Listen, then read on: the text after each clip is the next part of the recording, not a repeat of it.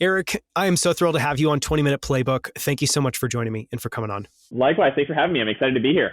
Yeah, I'm really excited to have you here. The first question I always love to start with, and this is more the rapid fire interview type we're going to do, is I'd love to start with the recent curiosity or fascination. And, so what I'm curious is what question or idea have you been pondering, or what have you been fascinated by recently? What's on your mind? Good question. I think the thing that I've been thinking about the most recently is, I'm constantly thinking about, venture and firm building and all those kinds of aspects, right? I think most recently what's been top of mind for me is kind of like, where do we go from here in the venture world, right? I think last year was such a crazy year, but it felt like one of those years where everybody kind of knew it, right? And I think oftentimes you can you look back even 10, 20 years ago, right? Or kind of like the first .com, kind of bust and most of the money gets made in these weird kind of decade-long bull cycles in the last couple of years, right? And so you have this kind of tacit acknowledgement from everybody that, yes, it's crazy, but we're still going to play the game until the music stops, right? And so that was really like emblematic of last year, right? And this year, obviously, there's been a tremendous hollowing out, and I think by many stretches, actually just kind of reverting to the mean, which I think is good and healthy and all those kinds of things, right? But I think some could argue that tech is even oversold. A lot of companies down 70, 80, 90%, right? Over the past 12 months. Massive. Yeah. And so then it's kind of like, well, what happens from here, right? And whether that's startup valuations, whether that's fundraising for GPs, whether that's kind of like for the market writ large, like how long does it take for us to kind of recover from kind of what we're experiencing right now, and how do you best play that, both as a startup founder but also as a fund manager, and yeah, so I think that's been on my mind quite a bit, and there's so many different moving factors there, right? You have the macro, you have how founders are operating and thinking, you have how like LPs are operating and thinking, how GPs are operating and thinking, right? And all of that kind of combines into like the startup and venture machine, right? So yeah, I've been thinking about that a lot lately. I mean, it's fascinating. And it is, it's been on my mind as well, too, because it does feel like two things maybe to point out. One, a lot of VCs that I talk to, obviously agree. I haven't talked to a single person that hasn't seen just a massive, swing and felt this massive swing emotionally, mentally, psychologically, all of it. But what's interesting is, a couple of people have cited that part of what is so exacerbating about this particular one is that it's really played out in like 6 months from the end of Q1 until maybe where we are today, and that really startup valuations didn't start tipping over until the end of Q1. So there's just the speed. And then the second piece is there's so many moving factors to your point. And there's the rise of inflation. There's much higher rates. What does that mean for startups going forward? Anyway, so I'm glad you're thinking about it. If you have any secrets, once you start figuring this out, please share them on Twitter so we can all learn from you. I will. The one thing I will say is, I think everybody, maybe not everybody, but there have been a lot of people who I remember I think I tweeted this recently, actually, I think, I remember even in February or March or April, a lot of people out there who are like, like this will, blow over by the summer, or by the fall, like we'll be back to normal, whatever, right? And I mean, number one, obviously that's not happened. But I think number two is like, this isn't going to change for a while, right? I mean, and I think what a while means is I think frankly, like, I do not know, right? But I think very clearly, next year is going to be painful as well, right? I mean, there's no world at this point where we haven't even started to stabilize the macro yet, I guess is my point, right? And you think about inflation or just like the broader macro, and like it feels like things are going to continue getting worse before they get better, right? And then you think about where early stage venture falls into that equation, right? And I mean, early stage venture has probably the single biggest lag relative to any kind of private markets or even public for that matter, like asset class out there. It's probably a good 6 to 9 month lag, right, on these things before it hits early stage venture. And so, even if things magically kind of snapped and changed today, right, you're probably looking at the middle of next year before there's any kind of normalization. And so it really does seem like it's going to be 2024 at the earliest. but before I think things kind of start to bottom out and pick up. So that's how we're thinking at Contrary. Is I think we're going to be in for quite a while still. So. Yeah. You don't know how long, but definitely more likely years than months, I think, at this point, especially in time. I want to move on and, we're going to do a much longer form interview all around Contrary, which, I'm thrilled to do. I think what you're building is a fascinatingly different type of venture firm. But, one of the big ideas is that you're focused on identifying and investing in the world's top talent. And so one of the questions that I wanted to ask is, what has being so talent focused taught you about what the world's most talented people share in terms of traits, in terms of approach? What have you learned about the commonalities of talent? Yeah, for sure. So several things, but I think number one is that often starts very early in someone's journey, right? So I think one of the core insights that we've been able to extract now doing this for the past 3, 4, 5 years is that, for us, we're looking for people who are, likely future founders, right? So there's kind of this tech startup lens that we're viewing things through, but nonetheless, exceptional people are exhibiting unique traits very early in their journeys, right? And so the way we think about it actually is we have entire kind of conviction in this idea of by the time somebody finds themselves in college, they've very likely already done something exceptional in their lives if they're the kind of person that we want to back.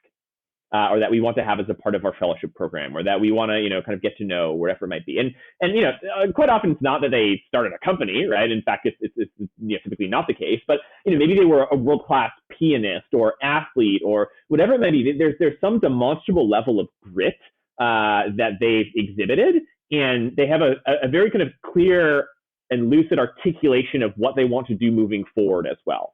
I think that for us, like above anything else, like that is probably the single most powerful sort of like trait and characteristic that we've learned about folks is it starts early. And sure, I imagine there are a number of late bloomers or whatever, so to speak, that we maybe we miss on or whatever. But I think by and large, it is a trait that kind of starts early.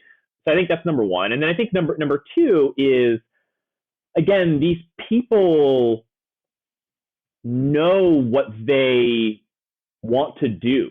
They have a very clear sense of kind of like the mark that they're going to imprint on the world, right? And so if you go and talk with the right people, they're the kind of person that Contrary is looking to get in front of, they'll say some version of, I'm working at startup X right now because I want to understand these 3 things, right? I want to understand what it takes to fundraise. I want to understand kind of like what it takes to be a great manager, and I want to learn on kind of under the auspices of somebody maybe who's already been there and done that, serial founder, sold a company before.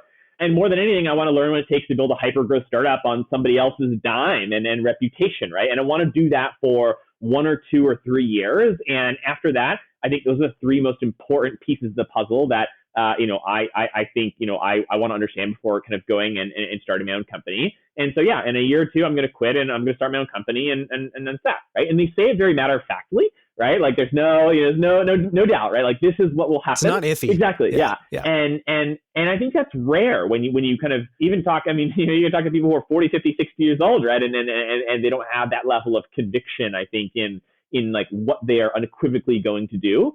So I think those are the 2 most important kind of like traits that we've been able to kind of suss out. Obviously, there are many more. You can talk about, somebody's technical ability or things like that. But I think more than anything else is like it starts early, and these are people who have conviction, not only in themselves, but I think in kind of what they want to do.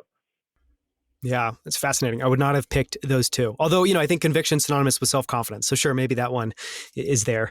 I want to ask a very different question, which is if people following could shadow you for a day from the moment you wake up until you go to bed, as creepy as that might be, what do you think they would be most surprised by? And I think, what we're trying to get at there is what's unique about the way you approach work, the way you approach life, the way you, go about your day, any of those. Am I allowed to say 2 things? Yeah, of course. Always. So I think number 1 would be how much sleep I get. It's a good start. Yeah. So I think for me at least, this has been the single most important factor that's prevented burnout over the past now 5 years of 5+ years of building Contrary. I think to be very clear, I still work a ton, right? I work, 6.5 out of 7 days a week, right? Like, oftentimes, kind of 12 plus hour days, but I do little else other than work, sleep, and spend any free remaining time that I can with close family and friends. And that is my life, right? And what I found though over the years, even in the very early days of Contra, when I was working, even more than I am today, I could work 12, 13, 14, 15 hours a day, right? But if I were able to get, 8, sometimes 9 hours of sleep a night, like I would wake up the next morning and just be ready to get after it, right? And there would be no missing a beat, no burnout, no exhaustion, no, dread kind of going into a new day. It was always just kind of like excitement, energy, enthusiasm. And I was able to kind of like really attack the day rather than kind of feel this sense of like, again, kind of like dread going into it. And so for me, 4 or 5 years in, like I love Contrary just as much as ever. And I largely attribute that to the fact that I've never felt that way, right? I've never felt that sense of burnout or dread or exhaustion. And I owe it largely to sleep, right? Maybe partially it's my own demeanor, but I think sleep is a really, really big kind of piece of the puzzle. And so that, I think that's number one. And then number two is probably just the amount of times in a given day that I do the same thing. And what I mean by that is like that I tell the contrary story, right? I think when my fiance kind of jokes that, she could kind of repeat the entire contrary playbook at this point because of how many times she's heard me say different versions of the same thing, right, over the years. But there's a lot of repetition in the role, right? Because you are selling, right? You're selling to everyone, right? You're selling to potential hires, to potential founders, to potential investors in the fund, to journalists, to whomever, right? At the end of the day, like you're telling the story of your organization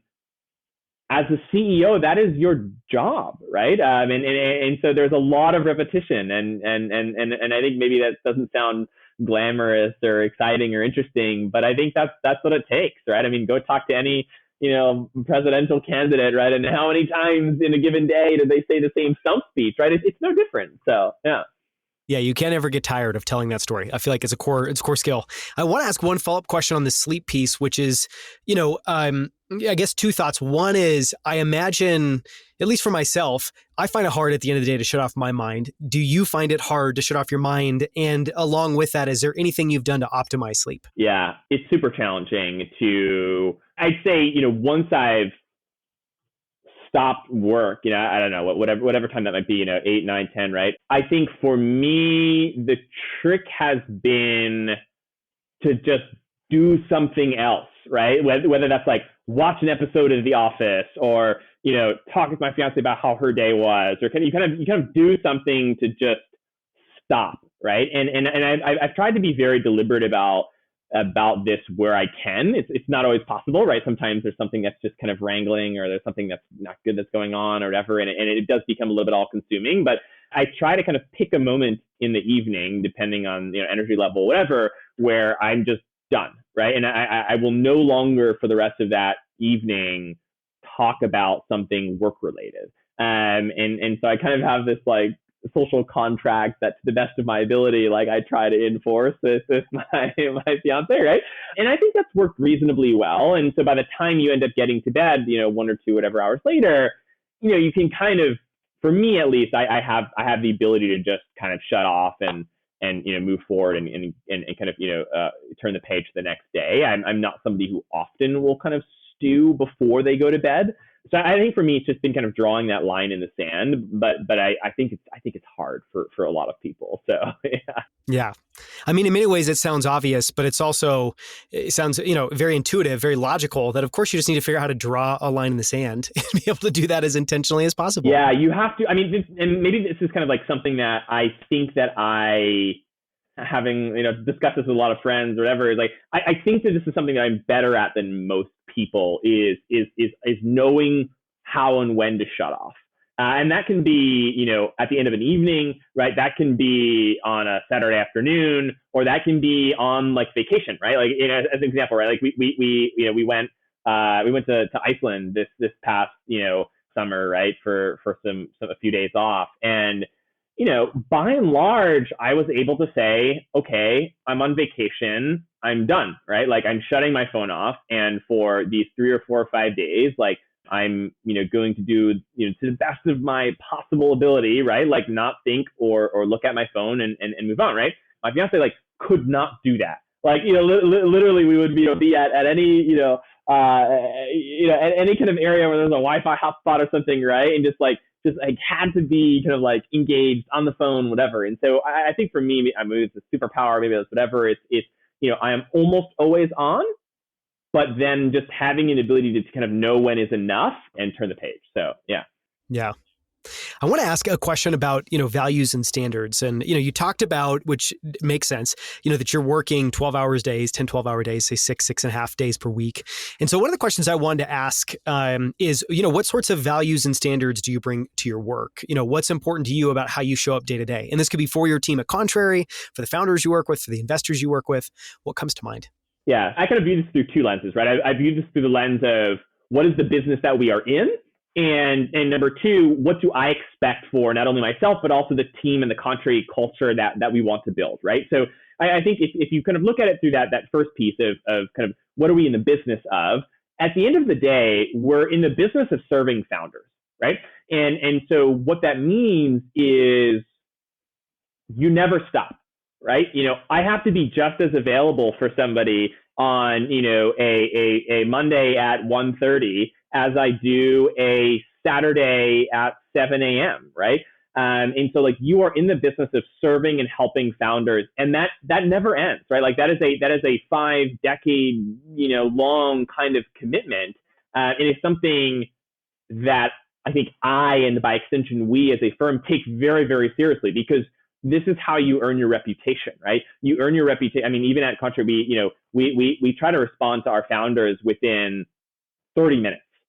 Right? Whether it's text, email, Slack, like you name it, like 30-minute SLA, right? And it's the difference between that hyper responsiveness and not, which often determines, number one, how founders think about you and your reputation and brand and all of those things, but also who they go to first. Right? Who they go to first when they have a really important hiring decision or firing decision, when they're thinking about their fundraise, when they get their very first term sheet, right? And they want somebody to run it by you. Like you earn that trust and that ability to be somebody's first call, right? It doesn't just happen, and it's very easily lost as well, conversely, right? So I think that's number one. And then on the firm side of the equation for us, we talk a lot at Contrary about building a culture of really kind of 3 characteristics. I think for us, it's are you ambitious? Are you entrepreneurial? But are you kind? I think for us, those are the 3 traits that we value the most. Is we want people that are going to work super hard. We want people that are creative and are trying to build kind of one of the best venture firms of our generation. But we also want good people, right? We also want to create an environment where, nobody's trying to step on somebody's toes, and it really feels like a team and like we're building something special together, that being the operative word, right? Like there are a lot of ambitious entrepreneurial people out there who are like real assholes, right? And those are people that we don't want at Contrary. So I think that's really kind of how we think about it. I love the second part of your answer, because especially preparing for this, doing a little bit more research on your team, that does show up and it does come through. I mean, they're all very smart, ambitious, very talented people, but no one there seems to have any ego in a negative way. Yeah, we do our best, and we weed it out early if we can. Yeah. There we go. I want to ask, maybe a similar but different question. And it's, where I want to talk about the areas where you feel like you have an edge or a superpower. And this is particularly about you. You have a really interesting background. You've done quite a bit of building and investing in some very different roles. What do you think of as your superpowers, and how do those show up day to day in your work and life? Yeah. So I think for me on a personal level, I think part of it is actually what we just talked about, right? Which is I think, I'm now 5+ years in, and I get even more joy from Contrary than I think we did the day that I started. And so that kind of leads to this kind of natural extension of that, which is Contrary is my life's work. And I think when you know that you're going to be building something for a multi-decade period, you can think on incredibly long time horizons. And so for me, I'm not trying to flip Contra, right? This isn't a 3, 4, 5-year endeavor, right? In fact, I've already been working on it for 5 years, right? This is a 10, 15, 20, 30-year endeavor, right? And so, I think we have tremendous conviction in kind of like the North Star and kind of like what we're building towards. And it allows me to think on really, really long-term time horizons and know that, the day-to-day competitors, competition, whatever, it's largely irrelevant, right? And when you think on those kinds of horizons. So I think that's number one. And, I think number two is just this kind of startup ethos, I think that we infuse into everything that we do. We run Contra like a startup. I didn't pay myself a dime for the first 5 years of Contra's journey. And even today, I'm the lowest paid person at the firm. And I think there are many, many, many, in fact, probably basically all, other VCs or GPs who don't operate their firms that way, right? And so I think that gives us a tremendous edge on those firms in terms of our ability to kind of scale, build the firm, how we operate, how fast we move, products that we launch, right? And it allows us to kind of like leave a lot of those folks in our wake. So I think those two things are probably for me the most important pieces of the puzzle. Yeah. I want to switch tacks and talk a little bit about favorite books. I don't know if in the 10, 12 hours, that you're working in a given day, if that leaves much time for reading. Maybe it's more short form than long form. But, when you think about books that have had an outsized impact on you, and this can be related to investing, related to founding and building companies, it can be science fiction. What comes to mind and what are some of your favorite books? Yeah. So I definitely don't have a lot of time to read in the day-to-day, although it's funny, I probably read the most on flights, actually, because it still feels like this kind of last bastion of I'm sure until Starlink or somebody kind of, makes kind of high quality Wi-Fi in flights, in which case I'll just kind of, keep doing work. But I do a lot of my reading on flights when I can. And I think for me, probably the most powerful, or one of the most powerful books that I've ever read is this book called The Rational Optimist by Matt Ridley. Have you read it? I have not, but I have it purchased and it's on my list. So yes, it's good not to get to it. Yeah, definitely going to read. Yeah. So I think for me, it was powerful because, we live in a world that is pretty consistently negative from kind of the bottom to the top. Right? If you ask people, how do they feel about their daily lives, or how do they feel about kind of how the world is progressing, all the way up through, our politicians and leaders, right? Or the nightly news, right? Like it's often quite negative. But when you actually take a step back, and this is kind of the core underlying tenet, I think, of the book, when you actually take a step back and look at the data, I think humanity is on this inexorable path forward of abundance and positivity. And there's no doubt across almost any cross section, whether it's war or energy or you name it, right? Like food, it doesn't matter. We are dramatically better off than we were even 50 years ago, right?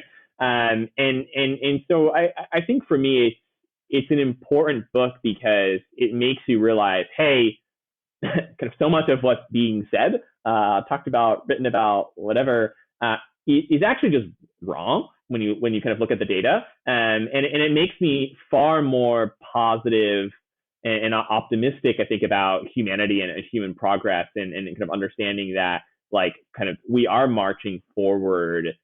I think kind of like far faster than it seems like in the day to day. So. I love that. It's a good recommendation for me to read the book. And we'll make sure to include that in the show notes so everyone else can find it as well, too. I want to ask two closing questions. And one, maybe this is related to sleep, although I'm thinking maybe you have another one.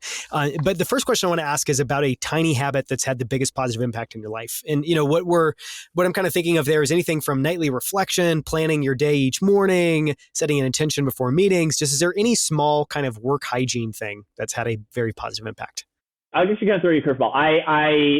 It's not a work hygiene so much as it's kind of maybe life hygiene. So I have, I've been really fortunate, I think, to have kind of 4 very close childhood friends.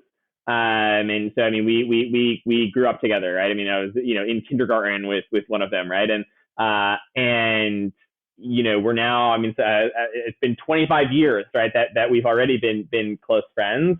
And there's not a single day that goes by where we don't all talk with one another in some way, shape, or form, right? And that, whether that's text or, over the weekend, we played a couple of quick games of like virtual hearts, right? Or, we do a couple trips every year, right? Like, we try to be incredibly intentional about talking literally every single day. And it can be, a couple of quick texts or whatever it might be. But, I think when you're building something, right? And kind of like when you're in the thick of it, whether it's a fund or a startup or whatever, right? Having a support network is really important. Right. And for many people, right, this is, friends or significant others or, whatever it might be. And I think I'm fortunate to have, a family as well that's been super supportive throughout the journey. But I think having my kind of 4 close friends and having like a group of people that you talk to every single day, it's been really powerful because I know that I don't need much else at the end of the day. Right. I already have my close friends. I already have my family. I already have, my fiance, right? Like, I can dedicate all of my other energy to building Contrary. And that's it. Right. And it's as simple as that. And so I think for me, like, that's been kind of one of life's greatest blessings. And I think it's a very powerful hack. And I think something that I feel fortunate to have, because as I talk to more people, whatever, like, I think there are a lot of people who don't have that. So yeah, I've been very fortunate in that regard. Yeah, I mean, I love that answer, and it's also not an answer I've ever heard before. So I think it is somewhat rare in a wonderful way. Okay, last question. If you could go back to the start of your career, maybe for you, it's even going back to college, and whisper some words of advice, reminder, something, anything that you'd like yourself to remember, maybe to approach life differently or just to have in mind to go through the journey. Is there anything you would tell your younger self, the advice you would give? Yeah, I think 2 things. I think number 1 is brands matter. And I think number 2 is people vouching for you matters. I think those have been perhaps the 2 biggest lessons of kind of the entrepreneurial journey or certainly the firm building journey over the past kind of, 5 or so years is, I think this is probably a little bit less true in the startup world than it is the financial services business, right? So whether that's hedge funds, PE funds, venture funds, you name it. But those 2 things, kind of brands and vouching, in the venture world are, I think when you really boil it down, some of the only things that matter, right? I think because it essentially translates to credibility. And when it's really interesting. I made a conscious choice early in my career to not do that, to not seek out. I've never worked at a brand name place in my entire life, right? And that was intentional. And it was intentional because I was always optimizing for the velocity of learning. And the velocity of learning is the greatest oftentimes at non-brand name places, because by definition, you're not a part of a machine, right? You're a part of building something. And so you're learning while building, right? And so that's actually very, very powerful. And I would recommend everybody do a bit of that wherever you can. But I think ultimately, not having, worked at top venture fund X or, going to top school X or, not having, some very kind of name brand, well-connected person being able to kind of vouch for you in the very early days of building something, I think hurt in retrospect. And so when I think about kind of like the things that I would do differently, I think you always have this kind of youthful naivete when you go into anything, which I think is great, actually, because I think a lot of things wouldn't happen otherwise. But when you go into it, in retrospect, I should have focused a little bit more on that than I did. And fortunately today, it's kind of no longer an issue, right? But I think it cost us time in the early days. And so I think that is kind of a piece of advice that I would give myself is, Eric, don't be so confident in your abilities alone, right? At the end of the day, humans look for other heuristics and kind of like ways of attaching credibility or credence to something. And you need to also play that game in addition to kind of blazing your own path. So.